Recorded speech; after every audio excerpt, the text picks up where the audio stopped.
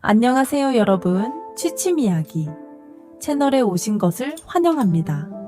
제 채널에서는 여러분이 휴식을 취하거나 일을 하는 동안 즐거움을 선사할 흥미로운 가족 이야기와 마음 따뜻해지는 일화들을 공유합니다. 나누고 싶은 이야기나 감정이 있다면 댓글을 남겨주세요. 여러분의 이야기를 듣고 싶습니다. 제 채널의 좋아요와 구독 부탁드려요. 앞으로 더 많은 가족 이야기를 공유할 예정입니다. 오늘은 54세 이혼녀가 44년 동안 독신이었던 인테리어 디자이너와 사랑에 빠진다에 대해 이야기해 볼게요. 나는 그날 이미 잘못된 선택 안에 들어와 있었다는 걸 알고 있었다. 그 선택이 무엇이었는지는 아직 말하지 않겠다. 다만 분명한 건 그건 충동도 아니었고 사랑이라고 부르기에도 너무 이르렀다는 사실이다. 모든 일은 내가 새 집의 열쇠를 손에 쥐던 날보다 훨씬 전부터 시작됐다. 아니, 어쩌면 시작조차 아니었을지도 모른다. 이미 오래전부터 끝나 있던 삶이 뒤늦게 소리를 낸 것뿐이었을지도. 나는 54이었다. 이혼 서류에 도장을 찍은 지 6달. 20년 동안 유지해오며 온 결혼은 종이 한 장으로 정리됐지만 몸의 밴 습관과 침묵은 쉽게 떨어져 나가지 않았다. 아침 6시 반. 알람이 울리기 전 눈이 떠졌다. 이제 깨울 사람도 눈치를 볼 사람도 없는데도 나는 여전히 같은 시간에 일어났다. 부엌에서 물을 끓이고 아무도 마시지 않을 커피를 내렸다. 컵을 들고 창가에 섰다. 이 동네는 조용했다. 너무 조용해서 내가 여기에 있는지 없는지조차 구분이 되지 않을 정도로. 괜히 샀나. 중얼거렸지만 대답은 없었다. 누군가에게 묻는 말이 아니었으니까. 이 집은 외곽에 있는 오래된 단독주택이었다. 가격이 싸다는 이유로 선택했지만 그 이유 뒤에는 다른 마음이 숨어 있었다. 아무도 나를 모르는 곳, 과거를 설명하지 않아도 되는 곳. 벽지는 누렇게 떠 있었고 바닥은 걸을 때마다 미세한 소리를 냈다.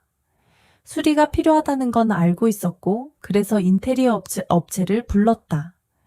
그가 처음 집에 들어온 건 오후 3시쯤이었다. 안녕하세요. 낮고 담담한 목소리.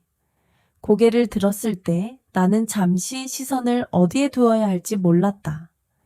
그는 키가 크지도 인상이 특별히 좋은 것도 아니었다.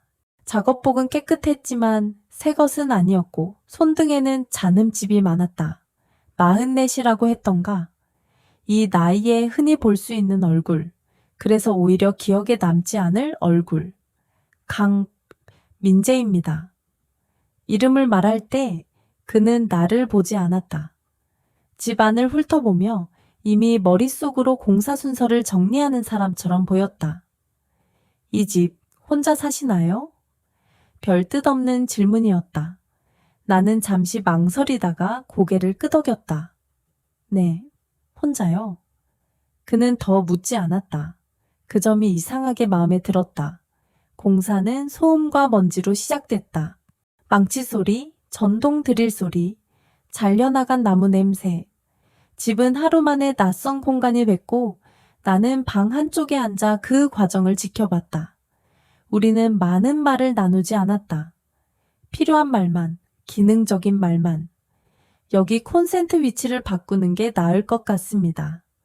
이 벽은 철거해야 합니다. 그의 말투는 항상 일정했다.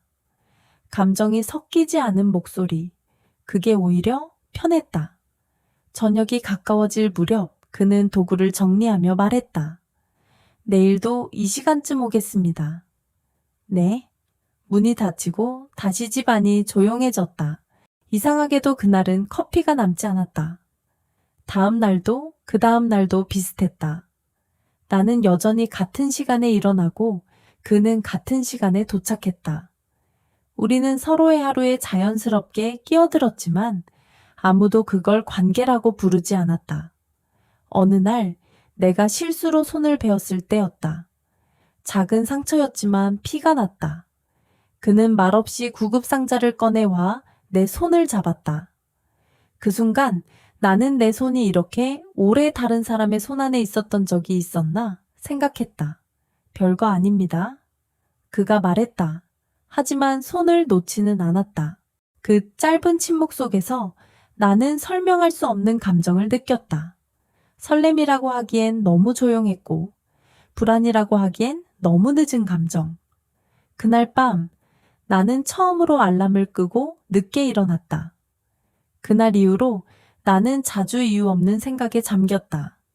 그의 이름을 떠올리려 애쓰지 않았는데도 작업복의 색이나 망치 소리 같은 사소한 것들이 먼저 떠올랐다. 기억이라는 건 늘 그렇게 불필요한 방식으로 남았다. 아침마다 커피를 내릴 때면 컵을 하나 더 꺼냈다가 다시 제자리에 넣었다. 습관은 쉽게 고쳐지지 않았다. 누군가와 함께 살던 시간은 끝났지만 함께 있었음을 전제로 한 동작들은 여전히 몸에 남아 있었다. 그는 여전히 같은 시간에 도착했다. 문을 두드리는 방식도 신발을 벗어 두는 위치도 바뀌지 않았다. 나는 그 규칙성이 편안하다는 사실을 인정하지 않으려 애썼다. 오늘은 배관 쪽을 먼저 보겠습니다. 나는 고개를 끄덕이고 부엌을 비워주었다. 그가 일하는 동안 나는 거실에서 책을 읽는 척했다. 페이지는 넘어갔지만 글자는 거의 눈에 들어오지 않았다. 가끔 그의 시선이 느껴졌다. 정확히는 시선이 머무르다 지나가는 순간의 공기 같은 것. 확인하려 고개를 들면 그는 이미 다른 곳을 보고 있었다. 점심 무렵 갑자기 수도가 잠기면서 집안이 조용해졌다. 기계 소리가 멈추자 남은 건 우리 둘의 숨소리뿐이었다. 잠깐 나갔다 오겠습니다. 그가 말했다. 필요한 자재를 사러 간다는 말은 덧붙이지 않았다. 문이 닫히자 나는 갑자기 집이 너무 넓어졌다는 느낌을 받았다. 아무도 없는 공간에서 나는 소파에 앉아 손바닥을 바라봤다. 전날 그가 잡았던 그 손. 상처는 이미 아물어가고 있었지만 감각은 아직 남아 있었다. 그가 돌아왔을 때 나는 물을 끓이고 있었다. 이유는 없었다. 그냥 무언가를 하고 있어야 할 것 같았다. 차라도 드실래요? 말이 입 밖으로 나간 뒤에야 나는 스스로에게 놀랐다. 그는 잠시 망설이다가 고개를 끄덕였다. 그러죠. 우리는 부엌 테이블에 마주 앉았다. 김이 오르는 컵 사이로 서로의 얼굴이 조금 흐릿해 보였다. 혼자 사신 지는 얼마나 되셨어요? 그가 처음으로 일과 무관한 질문을 했다. 나는 컵을 내려다보며 답했다. 얼마 안 됐어요. 그는 더 묻지 않았다. 그 침묵이 오히려 질문처럼 느껴졌다. 이 집 혼자 살기엔 좀 크죠? 그래서 샀어요. 내 대답은 스스로도 이해하기 어려웠다. 왜 그런 말을 했는지 설명할 수 없었다. 그는 잠시 웃었다. 아주 짧게, 마치 실수처럼. 저도 혼자 삽니다. 그 말은 설명도 변명도 아니었다. 그냥 사실 하나를 테이블 위에 올려놓은 게 퍼놓은 것뿐이었다. 그날 이후 우리는 조금 더 많은 말을 나눴다. 여전히 조심스러웠고 여전히 필요 이상은 아니었지만 침묵의 밀도가 달라졌다. 나는 그가 창문을 닦을 때 고개를 숙인 각도를 기억했다.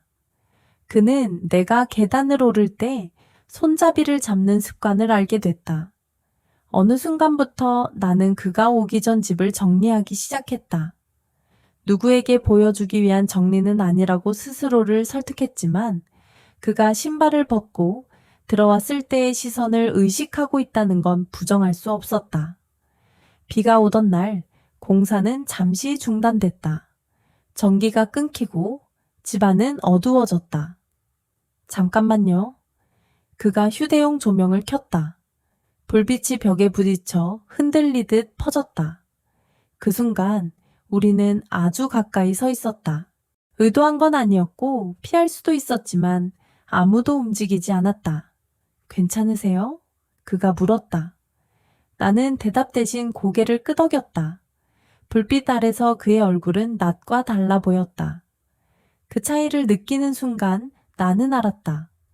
이건 단순한 익숙함이 아니라는 걸. 그날 밤 나는 쉽게 잠들지 못했다. 창밖에서 빗소리가 계속 들렸고 나는 그 소리 속에서 낮에 들었던 그의 목소리를 반복해서 떠올렸다. 아직 아무 일도 일어나지 않았다. 그럼에도 불구하고 이미 무언가는 조금 어긋나기 시작하고 있었다. 며칠이 지나자 공사는 일정에 비해 빠르게 진행되고 있었다. 벽은 새로 칠해졌고 바닥의 소리는 점점 사라졌다. 집은 점점 살 수 있는 공간이 되어갔지만 내 마음은 그 속도를 따라가지 못했다. 그는 예전보다 말을 줄였다. 정확히 말하면 필요한 말만 남기고 나머지를 의도적으로 지우는 것처럼 보였다. 나는 그 변화가 나 때문인지 아니면 그의 원래 성향인지 알 수 없었다. 오늘은 일찍 끝날 것 같습니다. 그가 그렇게 말한 날 나는 이유 없이 아쉬움을 느꼈다. 그 감정이 무엇인지 정확히 알기 전까지는 스스로를 탓하지 않기로 했다. 수고하셨어요. 나는 평소보다 조금 더 부드러운 목소리로 말했다. 그는 고개를 끄덕였지만 눈은 마주치지 않았다. 문이 닫히고 난 뒤 나는 한동안 현관 앞에 서 있었다. 이미 끝난 대화를 되돌릴 수는 없다는 걸 알면서도 마치 무언가를 놓친 사람처럼 서 있었다. 그날 밤 휴대전화가 울렸다. 낯선 번호였다. 배관 쪽에서 누수가 조금 더 발견됐습니다. 내일 잠깐 시간 괜찮으시면 설명드리겠습니다. 짧은 메시지였다. 나는 답장을 바로 보내지 못했다. 그 몇 초 사이에 내 안에서는 불필요한 기대와 경계가 동시에 고개를 들었다. 네, 내일 뵐게요. 답장을 보내고 나서야 나는 내가 기다리고 있었다는 사실을 인정했다. 다음 날 그는 평소보다 일찍 도착했다. 비슷한 표정, 비슷한 인사. 하지만 공기만은 달랐다. 여기입니다. 그가 욕실 쪽을 가리켰다. 나는 뒤따라 들어갔다. 좁은 공간에서 우리는 자연스럽게 가까워졌다. 그는 파이프를 설명하며 손짓을 했고 나는 고개를 끄덕이며 그의 말을 따라갔다. 이 부분이 오래돼서 그의 말이 중간에서 멈췄다. 내가 물을 틀면서 생긴 소음 때문이었는지 아니면 다른 이유였는지는 알 수 없었다.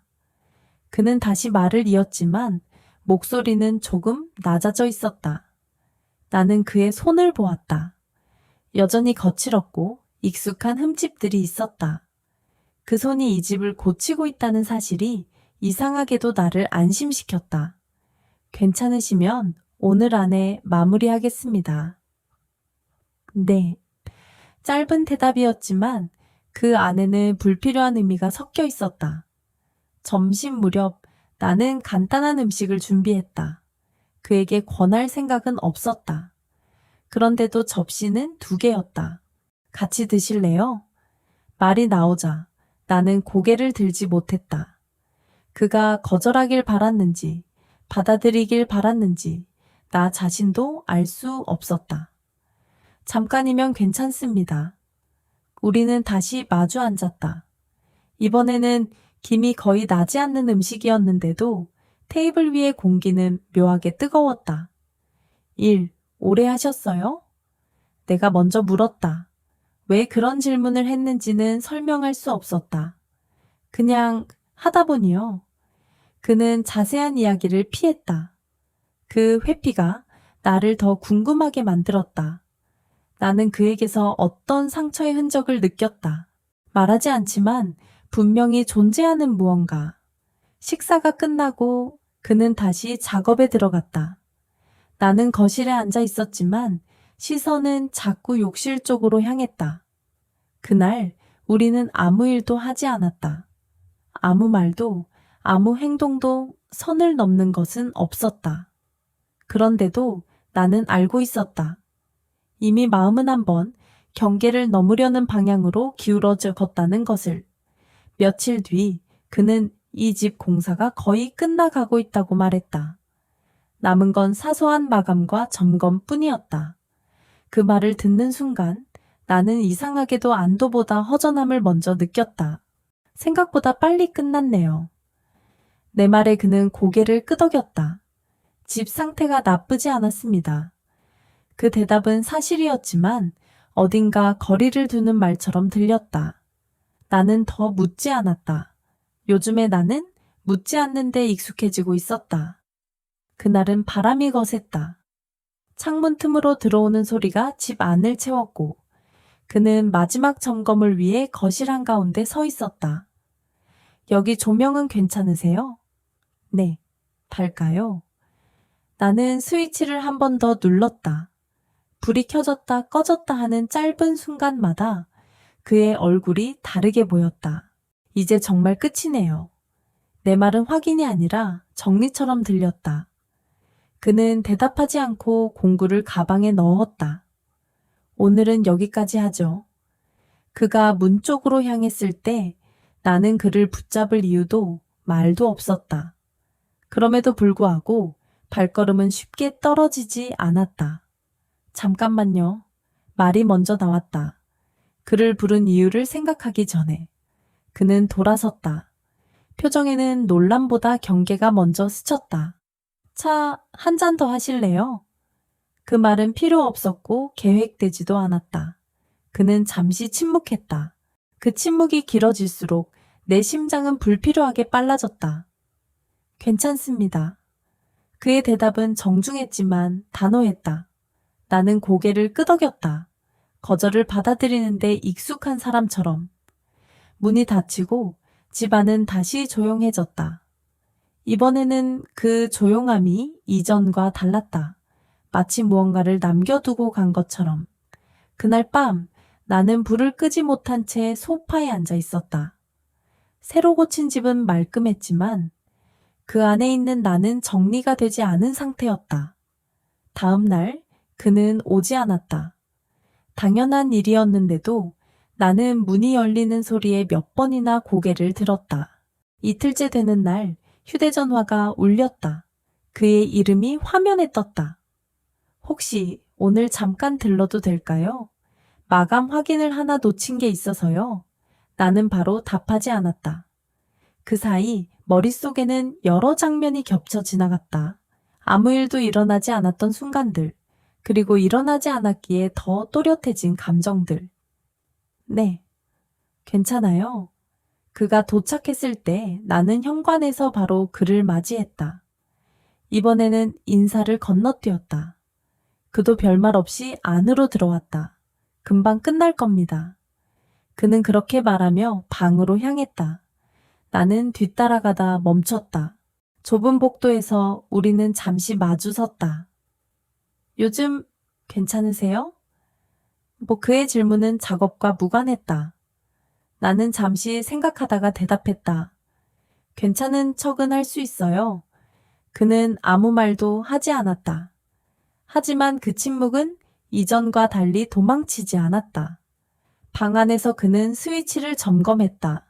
불이 꺼졌다. 잠시 후 다시 켜지지 않았다. 잠깐만요. 그가 말했지만 어둠 속에서 나는 이미 그의 존재를 너무 또렷하게 느끼고 있었다. 그는 가까이 다가왔다. 손이 스쳤고 우리는 동시에 멈췄다. 아무도 움직이지 않았다. 말도 없었다. 그 순간 나는 알았다. 이제 돌아갈 수 있는 지점은 이미 지나왔다는 것을. 불이 다시 켜졌을 때 우리는 서로를 보지 않았다. 각자의 시선을 다른 곳에 두고 아무 일도 없었다는 듯 숨을 골랐다. 그는 작업을 마쳤고 나는 문을 열어주었다. 이제 정말 끝입니다. 그의 말에 나는 고개를 끄덕였다. 이번에는 붙잡지 않았다. 문이 닫히는 소리가 들린 뒤 나는 그 자리에 한동안 서 있었다. 집은 완성됐지만 내 안의 균열은 이제 막 시작되고 있었다. 그가 떠난 뒤 며칠 동안 나는 집 안을 불필요하게 돌아다녔다. 이미 모든 것이 제자리에 있었지만 손이 닿는 곳마다 괜히 정리를 다시 했다. 정리라는 행위가 마음까지 정돈해주지는 않는다는 걸 알면서도 밤이 되면 불을 일찍 껐다. 어둠 속에 있으면 생각이 줄어들 거라 믿었다. 하지만 오히려 반대였다. 불이 꺼지면 낮에 피했던 장면들이 더 또렷하게 떠올랐다. 그의 손이 스쳤던 순간, 말없이 멈췄던 시간, 아무 일도 없었다는 사실이 가장 큰 사건처럼 남아 있었다. 나는 그에게 연락하지 않았다. 연락할 이유가 없다는 걸 누구보다 잘 알고 있었으니까 그 역시 아무 메시지도 보내지 않았다. 그 침묵이 약속처럼 느껴졌다. 어느 날 현관 앞에 작은 상자가 놓여 있었다. 보내는 사람은 적혀 있지 않았다. 안에는 여분의 스위치 커버와 짧은 메모가 들어 있었다. 혹시 필요하실까 해서요. 건강 조심하세요. 문장은 간단했고 감정은 없었다. 그런데도 나는 한참 동안 메모를 내려다보았다. 필요하다는 말보다 조심하라는 말이 오래 남았다. 그날 오후 전 남편에게서 전화가 왔다. 이혼 후 처음이었다. 잘 지내? 그는 여전히 같은 목소리였다. 마치 우리가 아직 같은 시간을 살고 있는 사람들처럼. 무슨 일이야? 나는 불필요한 인사를 건너뛰었다. 그냥 들렀다 가도 될까? 그의 말에 나는 잠시 침묵했다. 이 집의 주소를 알려준 적은 없었다. 그 사실이 먼저 떠올랐다. 왜? 얘기할 게 있어. 나는 거절하지 않았다. 거절하는데도 에너지가 필요했기 때문이다. 그가 집에 들어섰을 때 그는 주변을 둘러보며 짧게 웃었다. 혼자 살기엔 꽤 괜찮네. 그 말은 칭찬처럼 들렸지만 나는 그가 여전히 이 공간을 평가하고 있다는 걸 느꼈다. 무슨 얘기야? 그는 소파에 앉으며 말했다. 요즘 만나는 사람이 있어. 나는 놀라지 않았다. 이미 끝난 이야기였다. 그래서 그 여자가 너 얘기를 하더라. 나는 고개를 들었다. 나를? 네가 아직 나를 못 잊었을 거라고. 그 말에 나는 웃었다. 처음으로, 진심으로. 그건 네가 나를 아직 잘 모른다는 뜻이야. 그는 표정을 굳혔다. 내가 더 이상 예전의 방식으로 반응하지 않는다는 걸 알아챈 얼굴이었다. 이 집 공사한 사람은 누구야? 그의 질문은 갑작스러웠다. 나는 대답을 미루지 않았다. 일한 사람. 그는 더 묻지 않았지만 시선은 집 안 곳곳을 훑었다. 마치 보이지 않는 흔적을 찾는 사람처럼. 조심해. 그가 일어나며 말했다. 너 항상 그런 식이었어. 그 말은 경고처럼 들렸지만 나는 이미 그가 내 삶에서 어떤 위치에 있는지 알고 있었다. 문이 닫히고 나는 숨을 길게 내쉬었다. 손이 조금 떨렸지만 이전과는 다른 떨림이었다. 그날 밤 나는 처음으로 창문을 열어두고 잤다. 바람이 들어왔고 커튼이 천천히 흔들렸다. 같은 반복이었지만 감각은 달랐다. 며칠 뒤 나는 우연히 그의 작업실 근처를 지나게 됐다. 계획한 건 아니었다. 정말로 우연이었다. 문은 열려 있었고 안에서는 기계 소리가 났다. 나는 멈춰서서 안을 들여다보았다. 그는 나를 보지 못했다. 집중한 얼굴, 익숙한 손, 그 모습이 낯설지 않게 느껴지는 순간 나는 내가 무엇을 잃고 무엇을 얻었는지 생각했다. 그를 부르지 않았다. 그냥 돌아섰다. 집으로 돌아오는 길에 나는 같은 노래를 반복해서 들었다. 예전에는 위로가 되지 않던 노래였다. 현관문을 열고 들어와 나는 스위치를 켰다. 불이 한 번에 켜졌다. 아무 문제도 없었다. 그 사실이 이상하게도 나를 오래 붙잡았다. 며칠 후부터 나는 설명할 수 없는 감각에 자주 사로잡혔다. 누군가 나를 보고 있다는 느낌, 확인하면 아무도 없었고 확인하지 않으면 마음이 먼저 흔들렸다. 엘리베이터 거울에 비친 내 얼굴이 낯설었다. 예전보다 조금 더 경계하는 눈, 조금 더 단단해진 입술, 그의 작업실 근처를 다시 지나치지 않겠다고 마음먹었지만 약속은 오래가지 않았다. 이유는 늘 비슷했다. 그 길이 가장 빠르다는 것, 그뿐이라고 나는 스스로를 설득했다. 어느 오후 비가 갑자기 쏟아졌다. 나는 피할 곳을 찾다가 결국 그 작업실 앞에 멈췄다. 문은 반쯤 열려 있었고 안은 어두웠다. 계세요? 내 목소리는 생각보다 작았다. 대답은 없었다. 비는 점점 거세졌고 나는 안으로 한 걸음 들어갔다. 기계 냄새와 나무 냄새가 섞여 있었다. 익숙한 냄새였다. 서윤 씨. 그가 안쪽에서 나왔다. 놀란 표정은 잠깐이었다. 비가 와서요? 나는 괜한 설명을 덧붙였다. 그는 고개를 끄덕이며 수건을 건넸다. 젖었네요. 그 말은 사실이었지만 나는 그가 무엇을 보고 그렇게 말했는지 알 수 없었다. 우리는 마주 서 있었고 말은 쉽게 이어지지 않았다. 전 남편이 다녀갔습니다. 내가 먼저 말했다. 왜 그 말을 꺼냈는지는 모르겠다.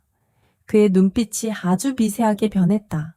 놀람도 분노도 아닌 계산처럼. 무슨 일 있었나요?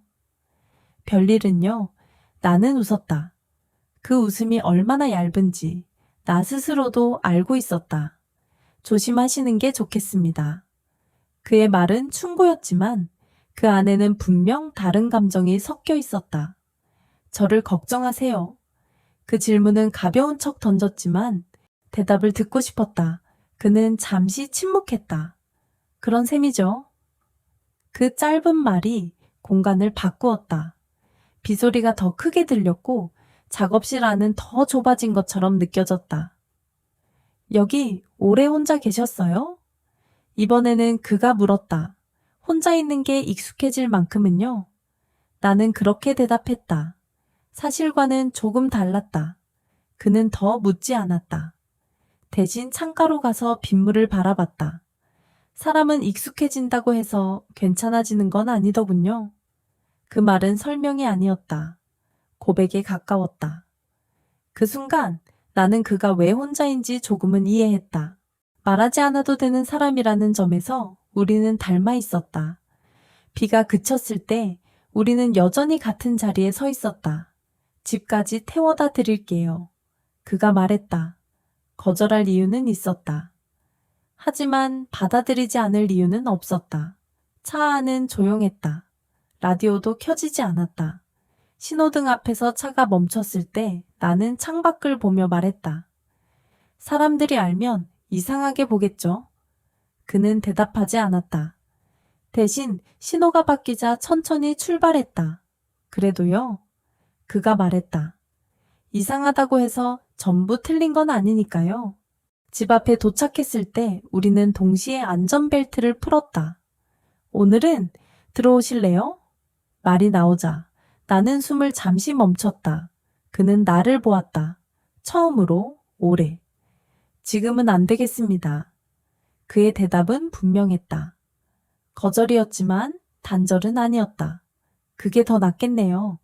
나는 그렇게 말하며 문을 열었다. 집 안에 들어와 불을 켰을 때 나는 손이 조금 떨리는 걸 느꼈다. 하지만 이번에는 그 떨림이 두려움 때문만은 아니었다. 그날 밤 휴대전화에 메시지가 하나 남았다. 오늘은 여기까지로 합시다. 다음 선택은 조금 더 솔직해진 다음에. 나는 답장을 보내지 않았다. 대신 휴대전화를 내려놓고 불을 끄지 않은 채 앉아 있었다. 어둠이 오지 않아도 이미 충분히 많은 것이 보이고 있었다. 그 이후로 나는 휴대전화를 자주 뒤집어 두었다. 메시지가 와도 바로 보지 않기 위해서였다. 보지 않으면 선택도 미뤄질 수 있을 것 같았다. 하지만 미뤄진 건 선택이 아니라 감정이었다. 쌓이지 않으려고 했던 것들이 눈에 보이지 않는 속도로 차올랐다. 전 남편은 다시 연락해 오지 않았다. 그 침묵이 오히려 불안했다. 그는 늘 예고 없이 나타났고 예고 없이 무너뜨리는 사람이었으니까. 동네에서 소문이 하나 돌기 시작한 건 그 즈음이었다. 새로 이사 온 여자, 혼자 사는 여자, 나이가 있는 여자. 사람들은 나를 직접 보지 않고도 말할 수 있었다. 그 말들은 대개 사실과 무관했고 그래서 더 쉽게 퍼졌다. 어느 날 마트에서 계산을 기다리다 그의 이름을 들었다. 내가 아는 이름이 아니라 그를 부르는 다른 방식의 이름. 그 인테리어 하는 사람 말이야. 나는 고개를 들지 않았다. 대화는 내 쪽으로 오지 않았지만 이미 나를 스쳐 지나가고 있었다. 집으로 돌아오는 길에 나는 그에게 메시지를 보냈다. 요즘 좀 시끄러워요. 답장은 금방 오지 않았다. 그 대신 저녁이 깊어질 무렵 전화가 왔다. 어디 계세요? 질문은 간단했다. 집이에요. 잠깐 내려오실 수 있을까요? 나는 이유를 묻지 않았다. 이제는 묻지 않아도 되는 질문과 묻지 말아야 할 질문의 구분이 생겨 있었다. 그는 차 안에서 기다리고 있었다. 창문을 조금 내린 채 담배를 피우지 않고 무슨 일인지 대충 알 것 같습니다. 그가 말했다. 사람들이 말해요. 말하는 게 일이니까요. 그는 잠시 고개를 끄덕였다. 불편하시면 제가 거리를 두겠습니다. 그 말은 배려였지만 나는 그 안에서 책임의 이동을 느꼈다. 그게 해결일까요? 내가 물었다. 그는 대답하지 않았다. 그 대신 차 시동을 껐다. 제가 사는 방식이 늘 그랬습니다. 그의 목소리는 낮았다. 다가가면 누군가가 다치고 멀어지면 제가 버텨야 했습니다. 나는 그를 바라보았다. 그 말이 변명이 아니라는 걸 이미 알고 있었다. 전 더 이상 숨지 않으려고요. 내 말은 그를 향한 것도 나 자신을 향한 것도 아니었다. 그냥 사실에 가까운 선언이었다. 그날 이후 우리는 자주 함께 있었다. 드러내놓고 손을 잡지는 않았고 설명할 관계도 아니었다. 그런데도 사람들은 정확히 알아보았다. 확신이 아니라 감으로. 전 남편이 다시 나타난 건 우리가 함께 있는 모습을 누군가 본 다음이었다. 그 사람이야? 그는 차에서 내리며 물었다. 목소리는 차분했지만 눈은 그렇지 않았다. 네, 나는 부정하지 않았다. 이제 와서 그의 웃음은 날카로웠다. 네가 그런 선택을 할 사람인 줄 몰랐어. 당신은 나를 선택한 적이 있었나요? 그 질문에 그는 잠시 말을 잃었다. 강민재는 한 발 물러서 있었다. 나서지도 숨지도 않았다. 그 태도가 상황을 더 팽팽하게 만들었다. 당신 일이나 신경 써. 전 남편이 그에게 말했다. 이미 충분히 하고 있습니다. 강민재의 대답은 짧았다. 그날 밤 나는 오랜만에 울었다. 누군가를 붙잡기 위해서가 아니라 놓치지 않기 위해서. 며칠 뒤 강민재는 일을 그만두게 됐다. 공식적인 이유는 계약 문제였다. 비공식적인 이유는 아무도 말하지 않았다.